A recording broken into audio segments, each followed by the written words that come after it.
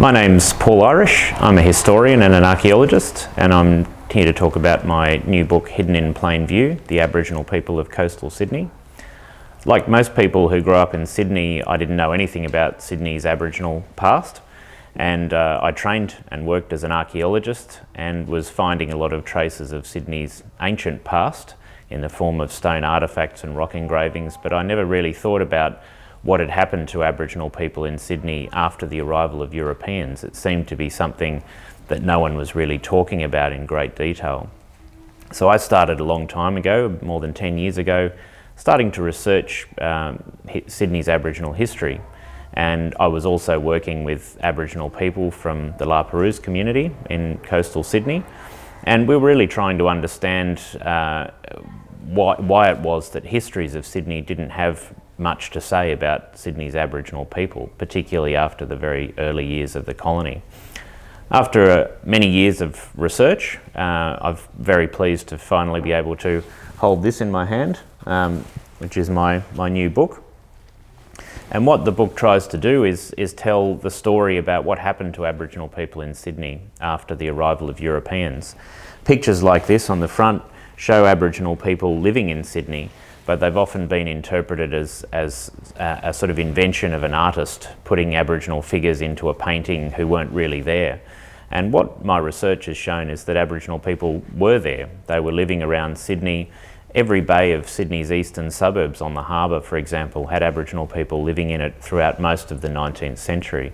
This is a really hidden history in Sydney that has really flown under the radar for a very long time, and would surprise many people, I think, to know that Aboriginal people continued to live in this way. Aboriginal people survived in Sydney not just by finding spaces where they could eke out a living. They were very active in engaging with the colony and its economy in Sydney. They were expert fishers, as they'd always been. And they continued to fish and sell their fish and also use their skills to make money for their communities. And this is, again, something that's really flown under the radar in terms of Sydney's history and Australia's history more generally.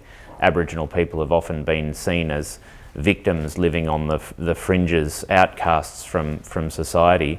And what we find when we look closely is we find there's some remarkable stories of really interesting people, and that the ways that they were dealing with the aftermath of having been dispossessed and invaded was to draw on their traditional skills and knowledge and find new ways to live in places like colonial Sydney. This book has taken a lot of research to come to the point where we could tell this story. A lot of information is very sparsely fragmented around many libraries and archives, and pulling it together has been a big task, but I'm pleased to be able to get to the stage where we can tell a story of a group of people living in Sydney. It was my first book, and so it's been a very big learning experience about how to learn how to write as well. And I'd probably say, if I had any tips for people wanting to write a book or write any kind of fiction or non-fiction, the things that I'd probably recommend is practice for the first part.